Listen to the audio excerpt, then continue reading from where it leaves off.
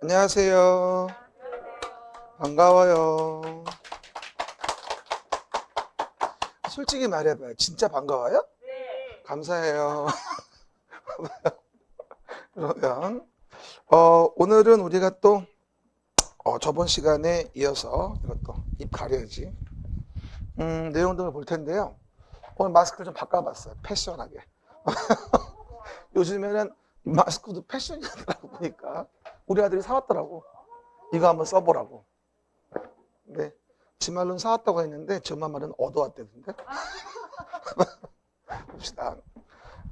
이제 그림책도 새로 나오고요. 이제 우리가 하나하나 이제 내용들을 이제 보시면 되는데, 뭐 작년 거 보다가 올해 거 보신 분 아시겠지만 훨씬 더 업그레이드가 됐어요. 그래서 많이 좋아졌습니다. 그래서 뭐 내용이 많이 뭉쳐 있고 우리가 보기 힘들어했던 부분들 제가 다 펼쳐놨어요. 그래서 한 몇 페이지 안 늘었는데 퀄리티는 확 올라간 것 같습니다. 아마 어떻게 보면 이번 같은 경우는 뭐 요약집이나 기본서가 뭐 거의 필요 없지 않을까 싶어요, 사실은요. 근데 이제 형식상으로 같이 하는 거지. 그리고 요번에 11, 12월 타임에 대한 우리 수업 진행은 매번 얘기하지만 1교시는 저번 주 거 복습하고, 그 다음에 2교, 3교시는 이제 오늘 진도 나가고, 그렇죠. 그러면서 마지막에 기본서로 한 20분 정도 기본서로 어디 있는지 리마인드 한번 하고, 이래가지고 어떻게 보면 3번 돌리는 거예요. 따지고 보면. 그처럼. 그렇게 해서 우리가 내용을 진행하는 거니까 뭐 열심히만 하시면은 뭐 반복이나 회독수에 대한 부분은 어려움 없이 될 것 같아요. 그리고 다시 한번 강조 말씀드립니다만 요번에 합격률 엊그제 발표 났죠. 이제 12월 이게 발표 났는데 합격률이 22.5%가 나왔다고 하더라고요.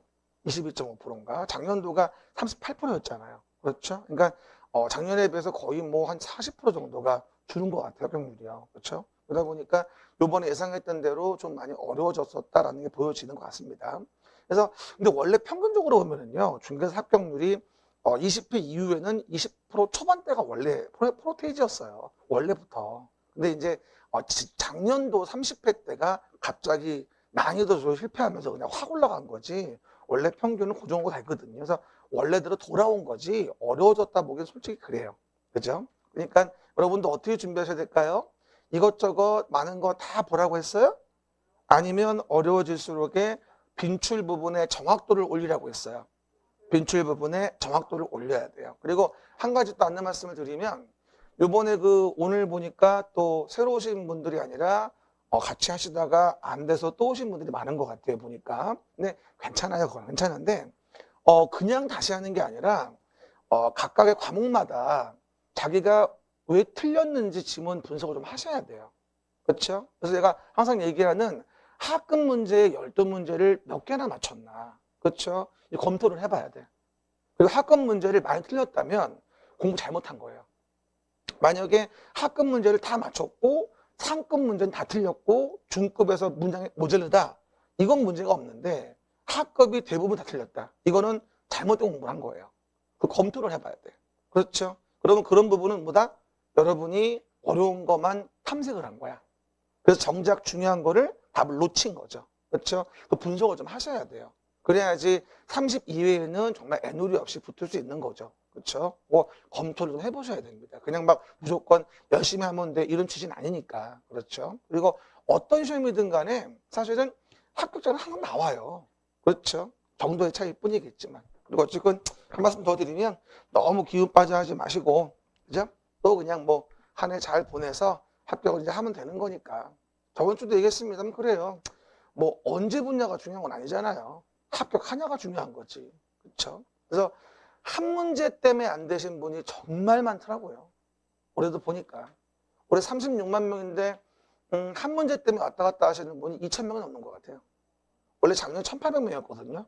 보니까 뭐 2,000명이 넘어요. 근데 그 한 문제 안 되는 게 그것도 복이야. 그러니까 2차에서 한 문제가 안 되면 2차만 하면 되잖아. 민법이나 개론에서 한 문제가 모자르게 되면은 와 진짜 이건 테러블이야 테러블. 그렇죠? 다 해야 돼 1, 2차를. 그죠? 그러니까 내가 항상 얘기하던 게 어쨌든 민법이 베이스라 민법을 항상 챙겨놔서 1차로 통과를 돼야지 다음에 2차가 편하니까. 그렇죠? 그건 좀 걱정하지 마시고 신경 쓰셔야 되고요. 알았어요. 그만 얘기하고 공부할게요. 표정은 말 많다. 알았어요. 봐봐. 그러면 저번 주 했던 거 우리 이제 용도, 지역, 지구, 구역에 대한 부분부터 공부했었죠. 그림책은 8페이지 한번 잠깐 펴볼게요. 라고요? 그림책은 8페이지. 그러면 8페이지에 대한 부분에 대한 내용을 보시면요. 항상 얘기하듯이, 국토를 계획하자. 시작. 국토를 계획하자. 이용을 규제하기 위해서. 시작. 국토를 계획하자. 이용을 규제하기 위해서. 항상 얘기하죠. 그럼 제가 한 번 더 물어볼게요. 부동산 공법을 우리는 왜 공부한다고 했죠? 부동산을 규제하는 거. 시작. 부동산을 규제하는 거. 그게 부동산 공법인 거죠. 그러면 그 규제를 위한 가장 일반적인 수단은 뭐다? 계획을 만드는 거. 시작. 계획을 만드는 거. 그럼 우리는 계속 뭘 배우냐? 이용 규제를 위한 계획을 만드는 거를 항상 배우게 되는 거예요. 그러면 그 계획으로 무엇을 규제하지? 이걸 배우고 싶은 게 우리가 공부하는 부동산 공법의 대부분의 내용인 거예요. 그렇죠? 또 일주일 지났으니까 까먹었을 테지. 다시 얘기하는 거야. 그렇죠? 그러면 계획을 만드는데 국토를 직접 계획하는 건 상당히 어려우니까 뭐를? 도시라는 걸 단위로 계획을 하자. 그러면 서울시란 도시에서 서울시장이 도시를 뭐 하자? 계획하자. 그래서 도시마다 규제를 하자. 관할구역 단위로. 그렇죠? 그래서 여기서 볼 때 매번 얘기하는 거, 도시를 관리하기 위한 계획에 대한 부분에 가장 뭐다? 대표적인 내용이 기반시설을 설치, 정비, 개량하는 걸 계획하는 거예요. 그러면 도시를 관리하기 위한 계획으로 계획해서 뭐 하자? 규제를 가하겠다라고 하는 거 아니겠습니까? 그게 바로 뭐예요? 도시계획, 시설이다. 이렇게 할 수 있는 거죠. 도로 등을 뭐 하죠? 설치하고자 한다면 도시관리계획으로 계획하여 결정을 하자. 이게 뭐예요? 도시계획시설. 시작? 도시계획시설. 하지만 그 도시계획시설과 달리 여러 도시에 걸쳐져 있는 길도 있다고 했어요. 뭐 B라는 도시, 뭐 예를 들어서 우리 성남시라든가, 그렇죠? 밑에는 뭐다? 해당 용인시라든가 여러 개의 도시에 걸려져 있는 길들이 있다. 그러면 이렇게 여러 도시에 뭐다? 걸려져 있는 길들에 대한 부분은 뭐가 되죠? 서울시 혼자 감당할 수 있는 길이 아니라는 거죠. 그럼 뭐예요? 이렇게 기반시설 중에서 광역적인 정부 측에 필요한 걸 뭐라 불러? 우리가 광역시설 이란 말을 쓰게 되고, 그런 광역시설을 체계적 정비하기 위해선 광역계획권을 정하고 광역계획권 장기 발전 방향 제시하기 위해서 뭘 만들어요? 광역도시 계획을 만들어요. 한 번 더 얘기해요. 계획이 나오면 뭐라고 기억하자? 규제하는구나. 근데 어디에 만들지? 시작. 계획하면 규제하는구나. 그 다음에 어디에 만들지? 그러면 계획을 해서 어디에 만들지를 알면 무엇을 규제하는지 알 수 있다. 그러면 광역도시계획은 어디에? 광역계획권에 장기 발전 방향 제시하자. 왜? 광역시설을 체계적으로 정비하기 위해서. 그리고 관할 서울시에 대해서 만드는 계획은 뭐다? 서울시라는 관할구역을 규제하기 위해서. 가장 대표적인 게 뭐라 했죠? 기반시설을 설치, 정비, 개량하는 게 도시를 관리하는 계획으로 규제하는 것이고요. 만약에 계획으로 규제하지 않으면요, 여기 있는 A란 자의 토지를 규제할 수가 없어요. 그럼 뭐가 되죠? 도로를 만들고도 규제할 수가 없는 거지. 계획을 했으니까 계획으로 규제해서 A 토지를 뺏어다가 도로를 만들 수 있는 거 아닙니까? 규제를 할 수밖에 없는 거죠. 안 그러면 쭉쭉 뻗은 길이 안 나오는 거야. 그렇죠? 그게 뭐다? 도시계획시설. 그러면 같은 기반시설이어도, 뭐라고? 같은 기반시설이어도 여러 도시에 걸쳐 있어서 광역계획권 정해서 하는 거라면 광역시설 관련된 부분인 거고, 그리고 우리 서울시 안에서 관할구역에서 서울시장이 계획하여 정하는 거면 그건 도시계획시설로 하는 거라는 거예요. 항상 계획이 나오면 뭐다? 규제구나, 어디에 만들지? 라는 걸 떠올려야 되는 거죠. 그리고 도시를 관리하기 위해서 계획을 만들 때 또 뭐예요? 우리가 규제하는 내용 중에 아주 많이 나오는 부분들, 도시관리계획 내용이 있었어요. 그럼 도시관리계획 내용이 뭐가 됩니까? 첫 번째, 용도 지역을 정하자. 용도 지구를 정하자. 도시를 관리하기 위해서. 시작.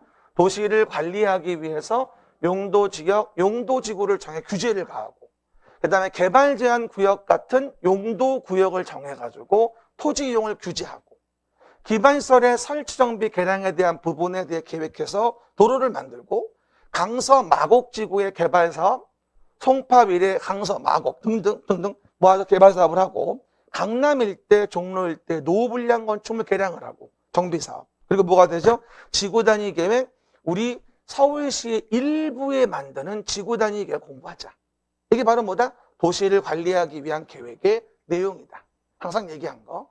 하지만 그 밑에 있는 뭐 개발행위가 모든 내용을 다 도시계획 사업에 의할 수는 없다. 8페이지 오른쪽 밑에. 그러면 도시계획 사업에 의하지 않은 행위는 난개발 방지를 위하여 건건이 허가받아야 가능하다. 이거 오늘 배울 거야 또. 그러면 도시계획 사업에 의하지 않은 행위에 대한 부분에 난개발 방지를 위한 구역, 개발밀도관리구역과 기반시설 부담구역의 목적성 구역 두 가지가 있죠.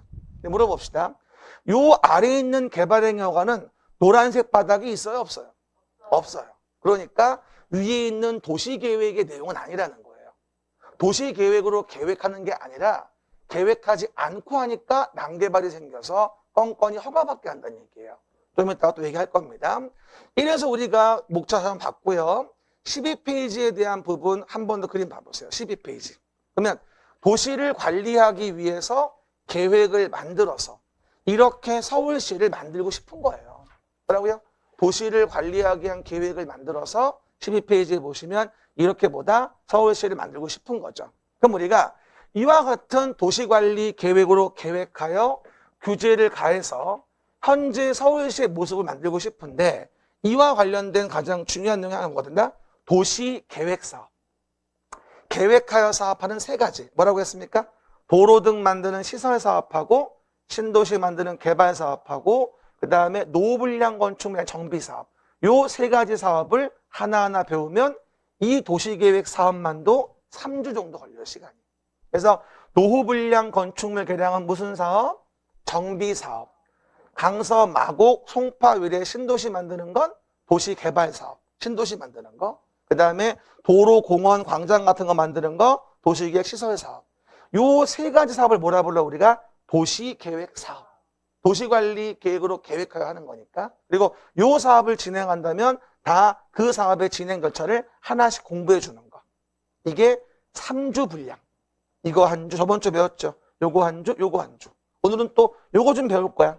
뭐 해당 내용 부분에 대해서 개발 사업과 관련된 부분에 대해서도 내용 등을 정리해 볼 수 있겠죠. 그러면 도시개발 사업에 대한 부분, 새로운 단지, 시가지를 만든다 이 얘기였고요. 그리고 도시를 관리하기 위해서 계획을 만들어서 또 하나 중요하게 규제가 하는 게 바로 뭐다?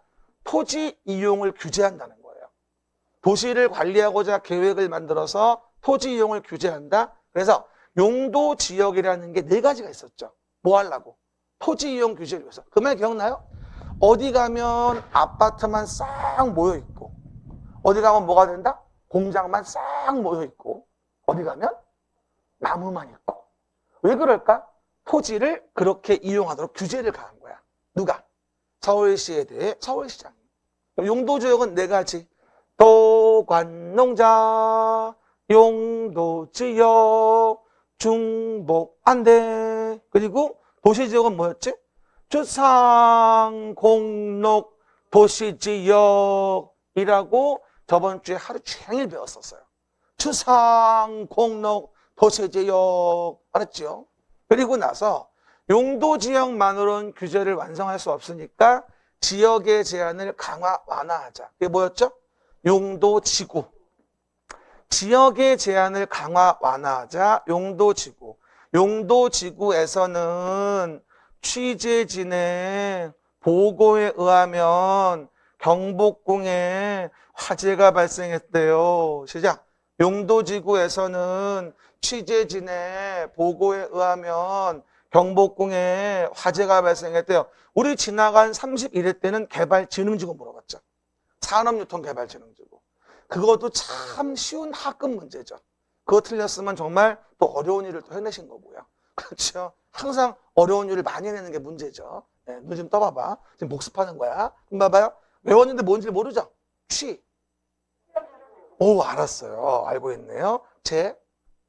특정용도 제한지구, 개발진흥지구, 보호지구, 고도지구, 경관지구, 복합용도지구, 방화지구, 방제지구에서 취재진 보고 경복 화재, 지역의 제한을 강화 완화하죠. 그리고 지역 지구만으로는 제한이 완성이 안 되면 지역 지구의 제한을 강화 완화하기 위해 뭘 정한다? 용도 구역이라는 걸 정해요. 용도 구역을 정할 때는 제수시도 입이다. 시작.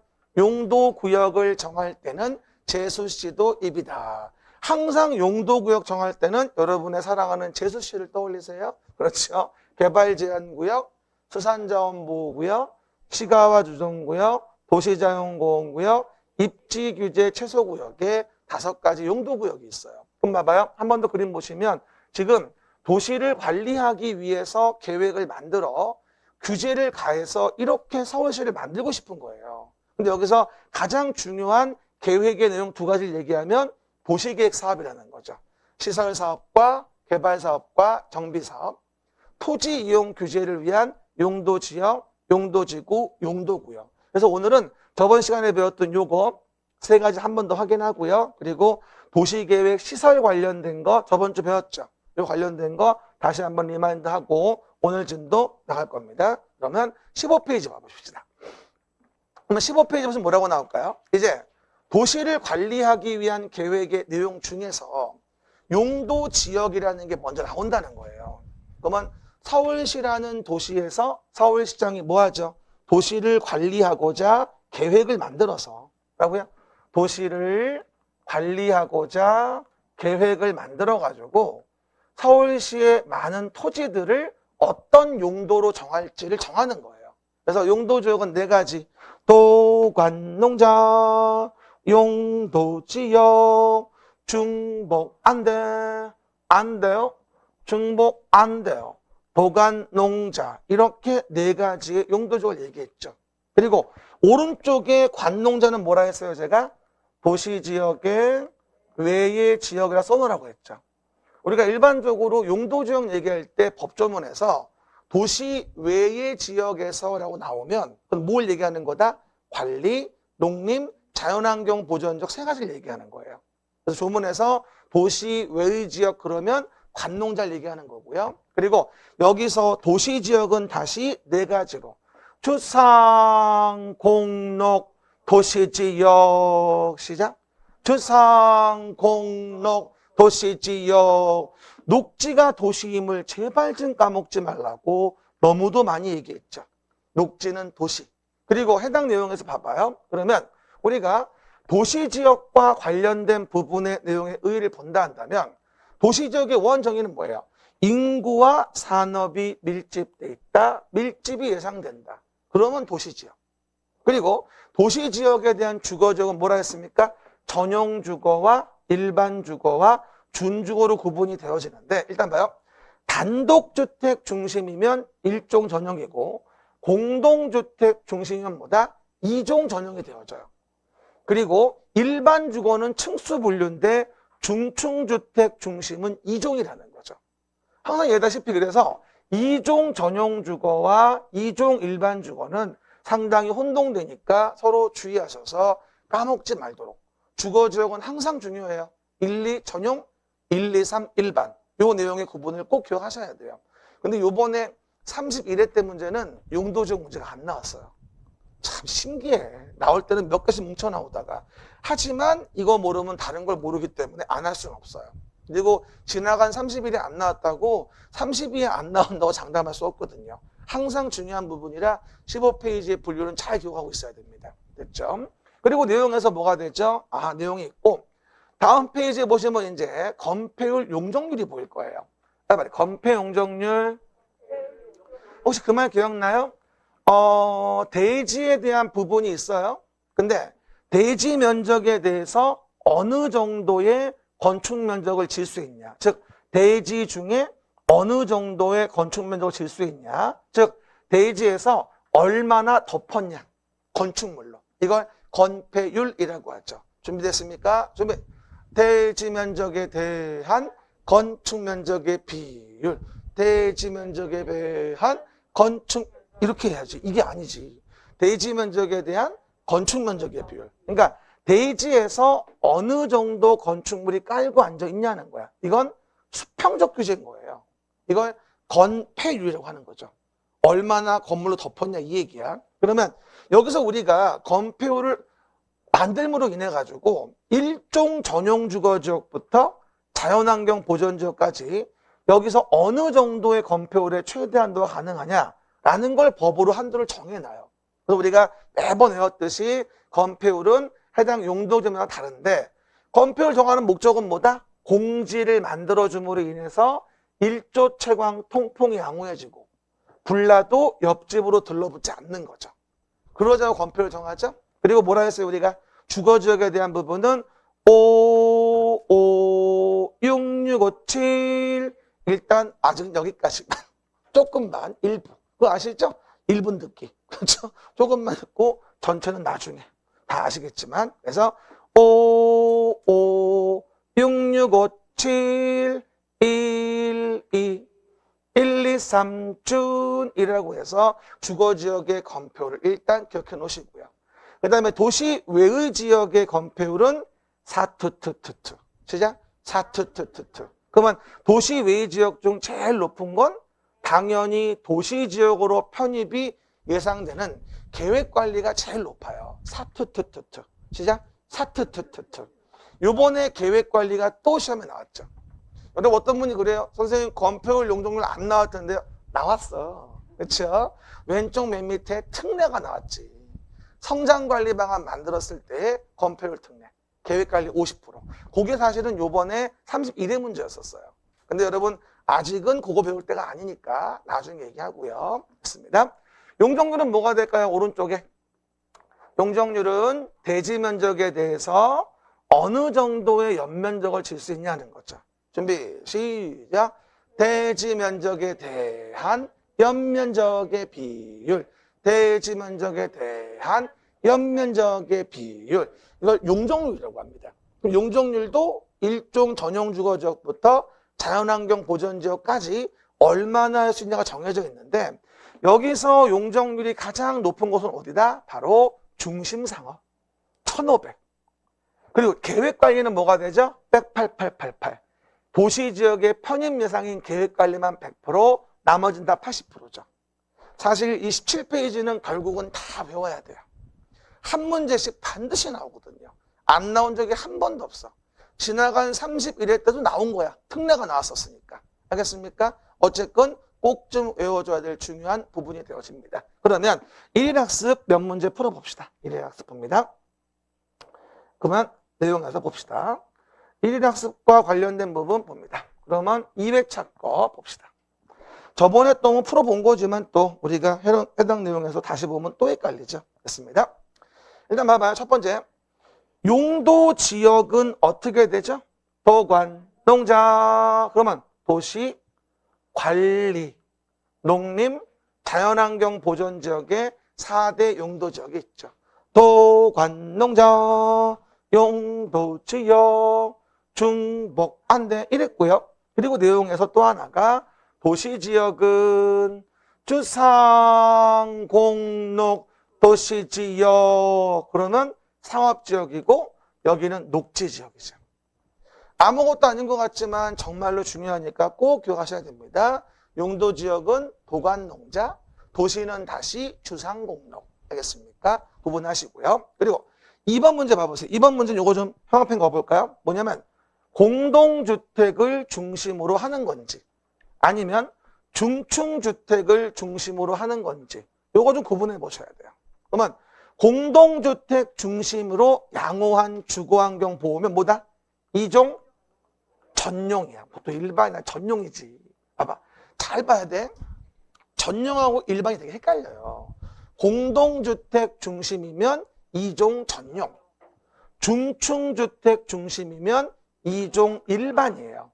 아차하는 사이에 한 문제가 날아갑니다. 그렇죠? 한 문제 때문에 2,000명이 왔다 갔다 합니다. 정신 똑똑히 차려야 됩니다. 한 번 더. 공동주택 중심의 양호한 주거환경은 이종 전용. 중층주택 중심으로 편리한 주거환경은 이종 일반인 거예요. 그렇죠? 구분 좀 하시고. 그럼 물어볼게요. 그러면 중고층은? 3종 일반 주거. 3종. 단독주택 중심은? 1종 전용 주거. 서두르지 말고 마음 단단히 먹고 천천히 서두르면 틀려. 알았죠? 맨날 아는 것 같지만 나오면 틀린단 말이야. 실수하지 않는 게 최고의 방법이야. 그럼 봐봐. 계획관리지역의 정의는 뭐라 했지 내가? 도시지역으로 편입이 예상돼.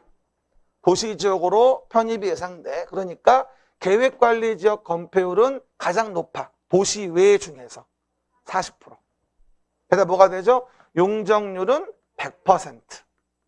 일단 원칙만 기억해요. 이번 30일에 나왔던 건 특례가 나왔는데 특례는 제가 1월 3월 차차 얘기할게요. 그리고 다시 한번 얘기합니다만 지금 수업할 때 진행하고 말씀드리는 거 이외에는 그림책이고 기본서고 읽을 필요 없어요.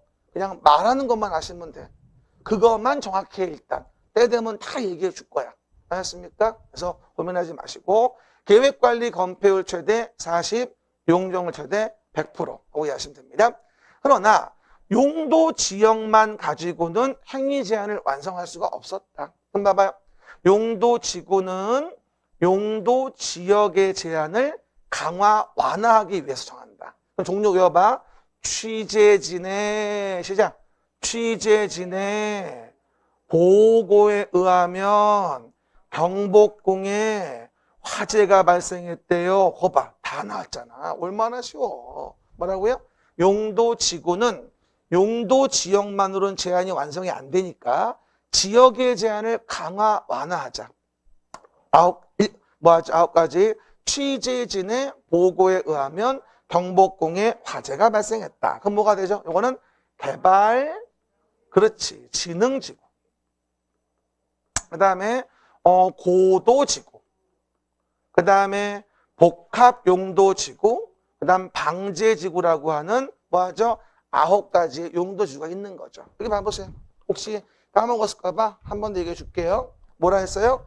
요렇게 서울시라는 도시에서 뭐가 되죠? 서울시장이 도시를 관리하고자 계획을 만들죠.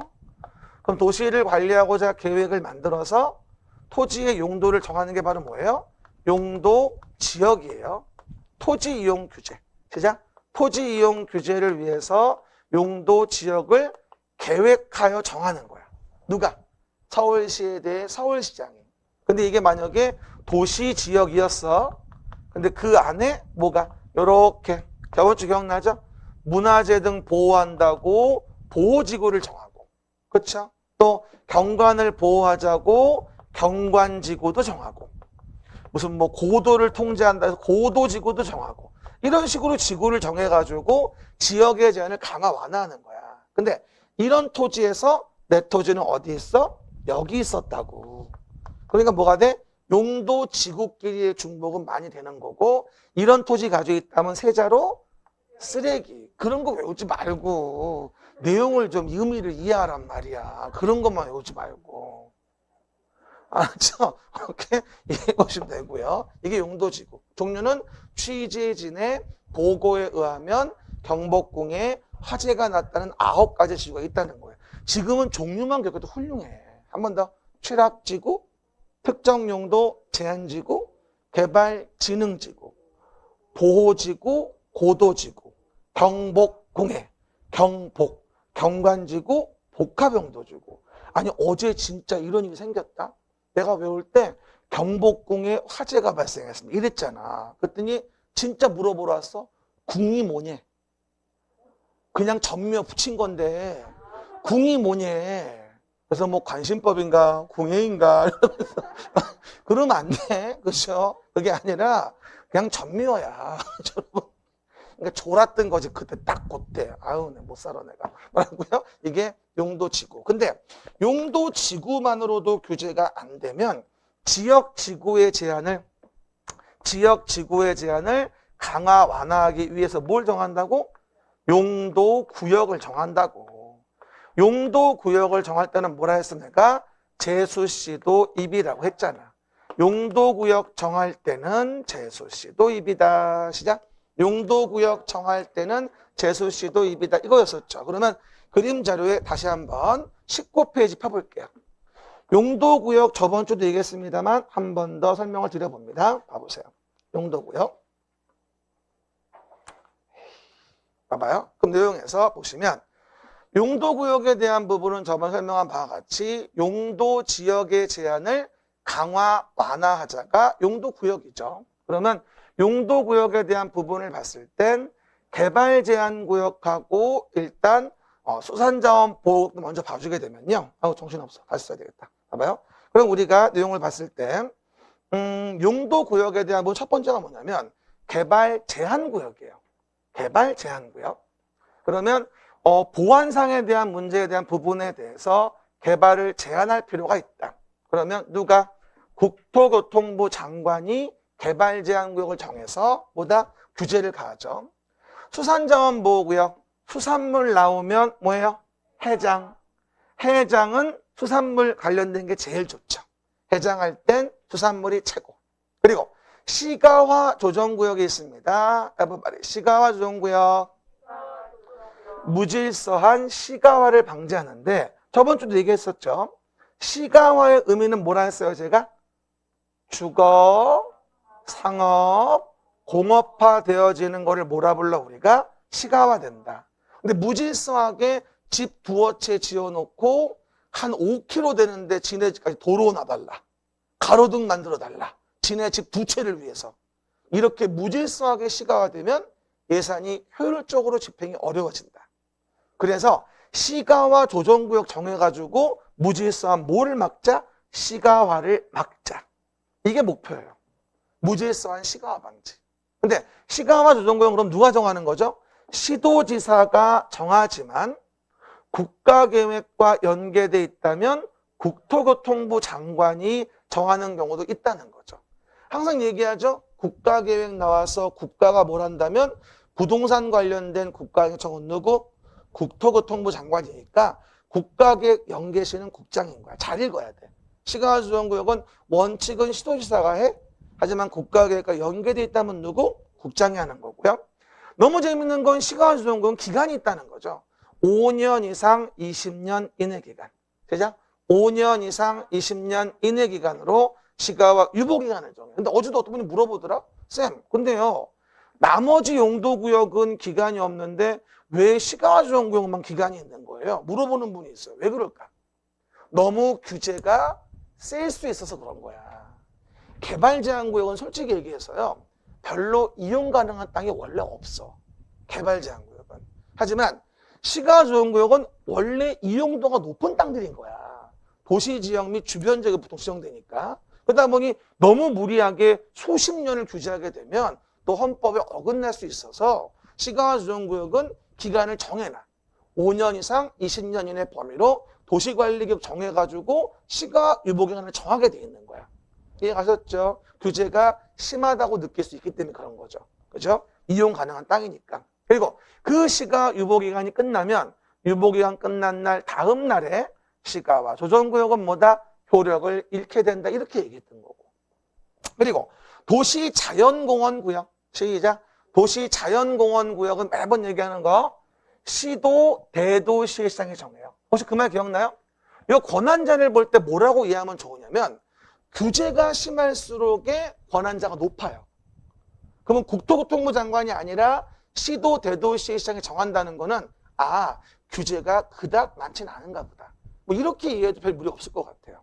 그럼 그리고 이런 거 있잖아요. 우리 왜 관악산을 등산할 때도 그 초입부에 가면은 막 이렇게 막 운동기구들이 있고 공원처럼 돼 있잖아요. 요게 도시 자연공원구역이야. 그리고 그 뒤로 올라가면 올수록 산세가 험해지죠. 거기는 개발제한구역이야. 굳이 말하면.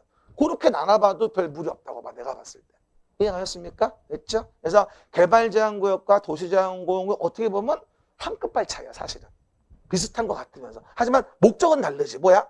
도시민에게 건전한 여가휴식 공간을 제공하는 거죠.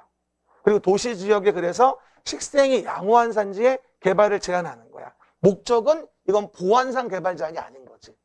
도시민에게 건전한 여가휴식 공간을 제공하는 게 도시 자연공원구역 목적이었어요. 저도 솔직히 코로나 사태가 벌어지기 전까지는 산에 올라가는 사람을 내가 보잖아요. 그러면 앉아서 그랬어. 이랬어요. 왜? 아니 내려올 걸 뭐하러 올라가? 그땐 그랬다. 근데 이제 하도 코로나가 벌어지면서 갈 데도 없지, 할 것도 없으니까, 아유, 산이나 가보자, 우리도. 뭐 좋은 게 있나 보지. 올라가 봤어. 너무 좋은 거야.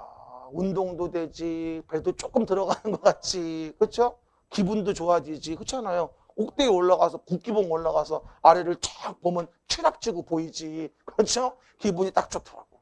그렇죠? 단점은 내려와서 너무 많이 먹어. 그렇죠? 걷죠. 올라가느라고 한 300칼로리 쓰고, 아니 3000칼로리 쓰고 내려와서 5000칼로리 먹어. 배가 다 비어졌거든. 그렇죠? 그래서 갔다 내려와서 참으면 빠지는 거야. 근데 못 참겠어. 오늘 왜 그래요? 나한테 기분 나쁜 거 있어요? 또 한번 가야지. 저번에 얘기했잖아. 제주도 갔다가 설악산 갔다 왔다고. 영실 코스로. 그렇죠? 근데 진짜 힘들긴 힘들더라. 제일 쉬운 코스인데도 불구하고. 어쨌건 입지 규제 최소 구역. 시작. 입지 규제 최소 구역. 입지는 내가 뭐라고 했죠? 입지. 봐봐, 쉽게 얘기해 줍시다. 처음에 우리가 이걸 볼 때는 입지라는 말이 되게 어려운데 입지 이렇게 이해합시다.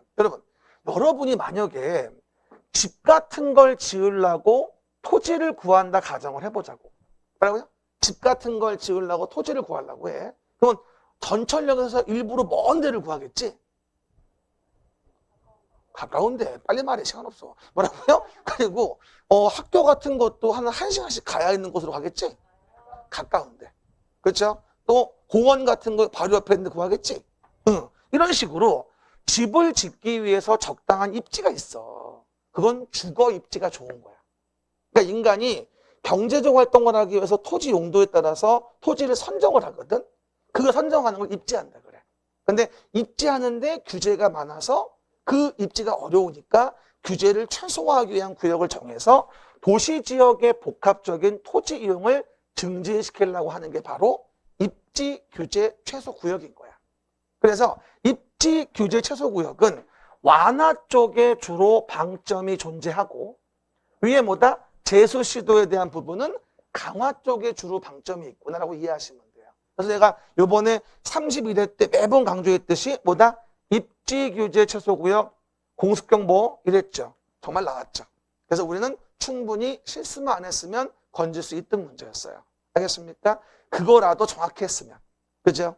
요 지금 19페이지 왼쪽에 나와 있는 이 부분이 항상 빈출되는 부분이기 때문에 용도 구역 정할 때는 제수시도 입이다 라고 하는 부분들을 잘 기억합니다. 그럼 우리가 복습 노트와 관련된 부분에 대해서 그러면 5번 좀 봅시다. 그러면 용도 지구 중에서도 어디?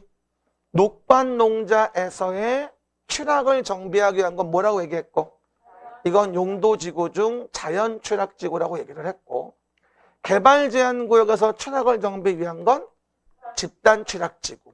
개집은 개특법 기억나죠? 일단 추락 지구는 워낙 중요하니까 용도지 구분 좀 하시고, 녹반농자에서 시작. 녹반농자에서 추락을 정비하는 건 자연 추락 지구.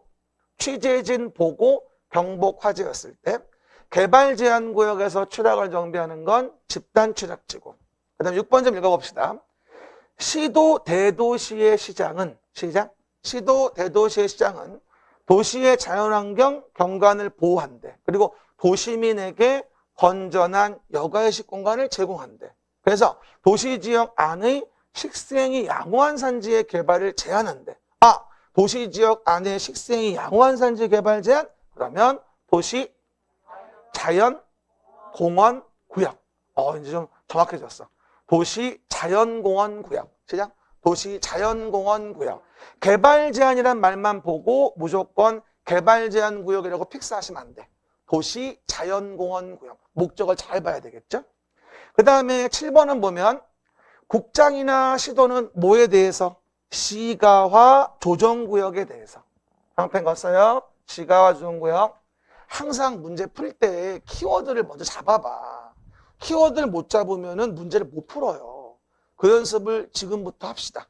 우리 32회 때는 필승으로 붙어야 되니까. 그죠? 그러면 시가화 조정구역은 지정명할 때 도시지역 및 주변 지역의 인구의 동태 등등을 고려해서 시가화 유보기간이라는 것을 도시관리 계획으로 정해요.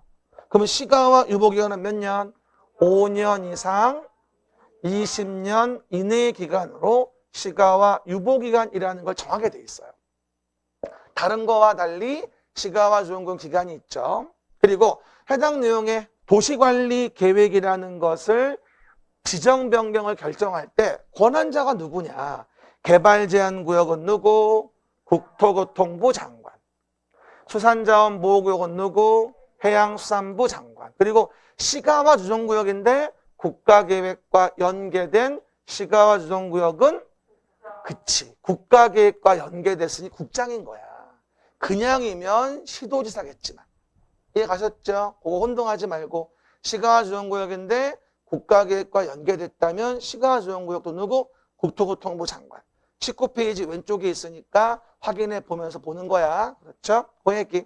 그럼 이래서 용도지역, 용도지구, 용도구역에 대한 건 봤고요. 그러면 도시계획, 시설과 관련된 부분들 그림책의 26페이지 한 번 더 복습합시다.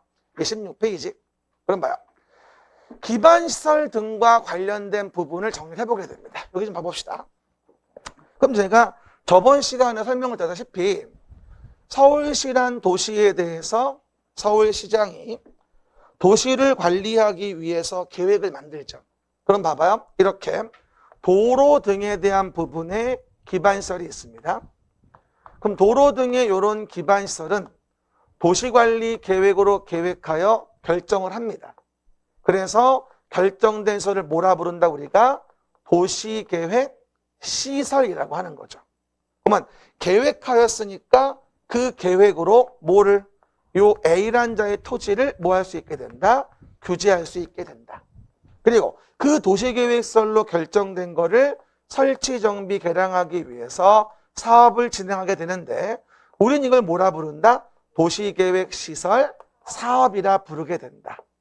하지만 요 사업은 분양하거나 공급해서 돈 버는 사업이 아니야. 그래서 항상 돈이 부족하고 사업이 많이 지연되어져.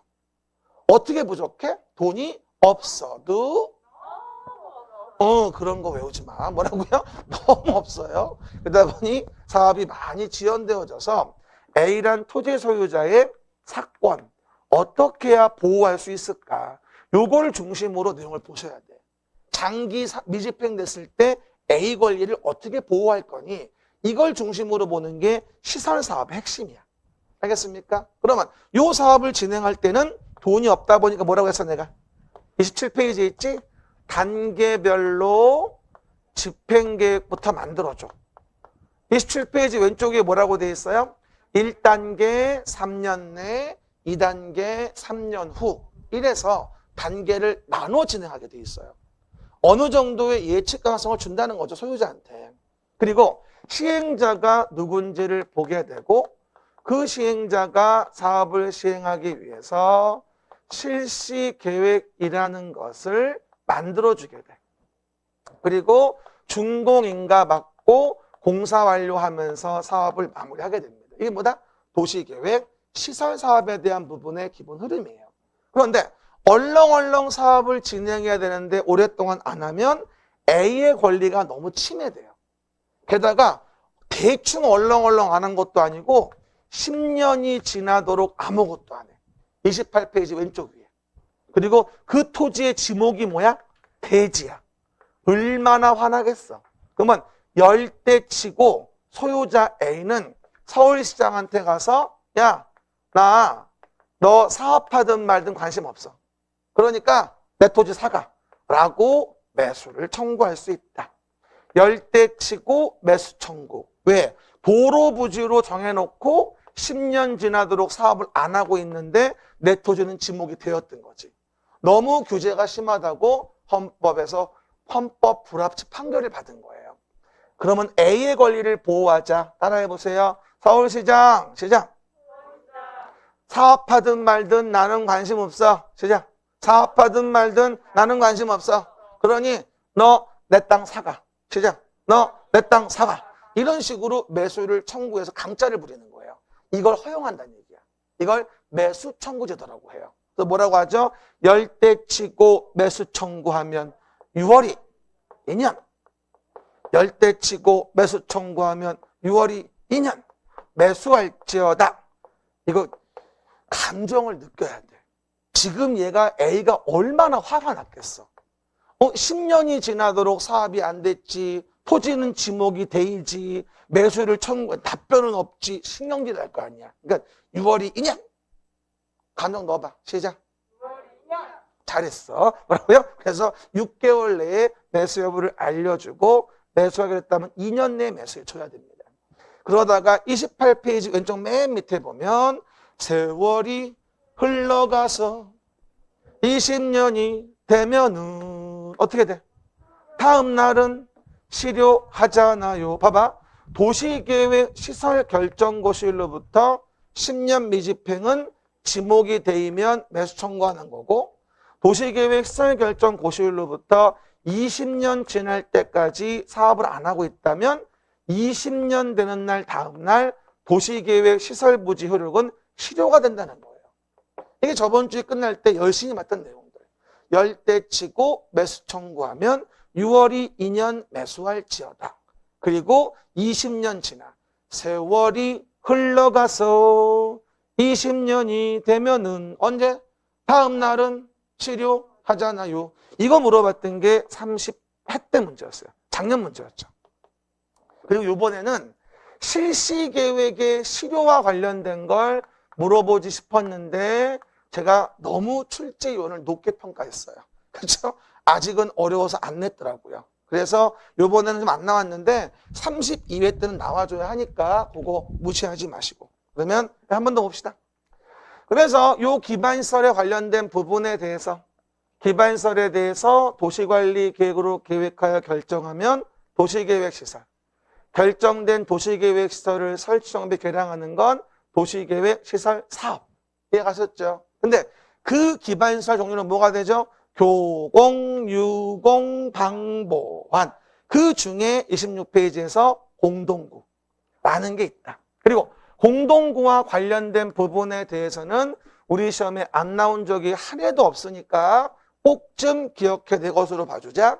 이렇게 공동구는 어떤 경우에 설치 의무가 있다? 이게 또 나왔지. 31회 때.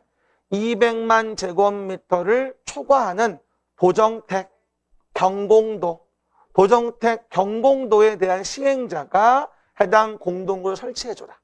도시개발구역, 정비구역, 택지개발지구, 경제자유구역, 공공주택지구, 도청 이전 신도시의 시행자. 하지만 산업단지에 대한 사업의 시행자는 공동구 설치 의무가 존재하진 않는다. 이게 지나간 31회 때 문제.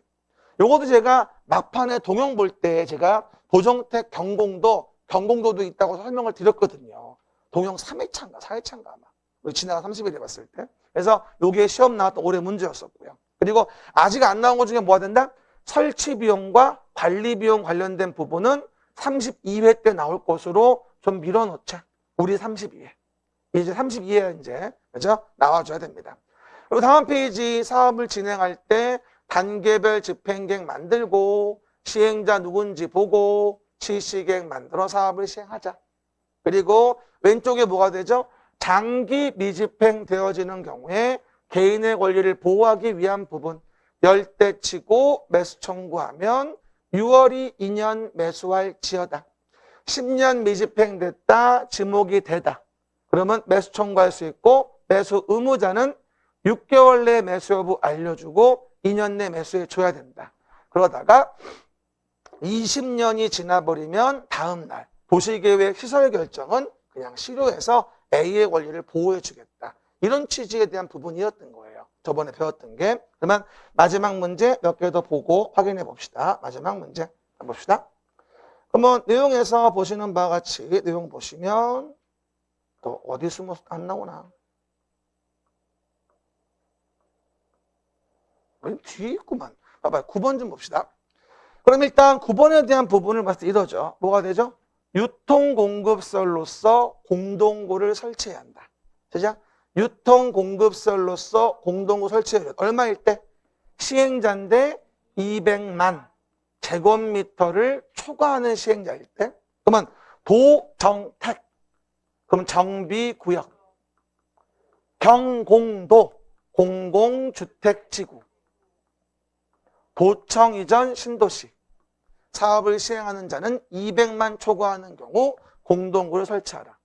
또 어제 어떤 분이 이거 물어보더라. 도청의 전 신도시가 뭐예요? 물어보는 분이 있는데 도청을 옮기는 경우에 도청 옮기려고 신도시 만드는 사업이 있어. 그걸 도청의 전 신도시라고 합니다. 그렇죠? 옛날에 강원도도 제가 알기로는 춘천에 도청이 원래 없었어요. 옮겨온 거지. 그렇죠? 그리고 경기도도 수원에만 1청사가 있다가 경기도 의정부시에 금호동 일대에다가 제2청사를 만들었거든. 그래서 금호동이 도청이 전 신도시야. 어떻게 본다면 또 그렇게 그런 경우에 사업이 이루어질 수도 있거든요. 그런 의미 얘기하는 거죠. 됐고요. 그 다음에 10, 11, 12는 뭐가 되어지죠? 장기 미집행 조치와 관련된 부분이 되어지겠죠. 첫 번째, 도시계획설에 대한 도시관리계획 결정고시일로부터 몇 대 쳐? 10대. 10년이 지났고 지목은 대지. 10대 치고 매수 청구. 그죠? 10대 치고 매수 청구. 10년 지나도록 사업이 시행되지 아니하는 경우 그 부지로 되어 있는 토지 중 지목이 대인 토지의 소유자는 매수 의무자에게 토지의 매수를 청구할 수 있다. 그럴 때 몇 개월? 6개월 이내에 매수 여부를 알려줘야 되고 매수하기로 했다면 2년 이내에 매수를 해줘야 된다. 6월이 2년 매수할 지어다. 시작. 6월이 2년 매수할 지어다. 읽어보면 매수 의무자는 매수 청구를 받은 날부터 6개월 이내에 매수 여부를 결정하여 소유자와 특방, 특시, 특도시군에게 알려야 하며 매수하기로 결정한 토지는 매수 결정 알린 날부터 2년 이내 매수하여야 한다. 6월이 2년. 그러다가 세월이 흐른 거야. 몇 년? 20년. 이것도 정말 많이 나왔어. 20년 되는 날, 다음 날 도시계획설 결정 실효한다는 것도 정말 10번 가까이 나왔다 봐도 과언이 아니에요. 정말 많이 나오는 거야. 그리고 항상 얘기하죠.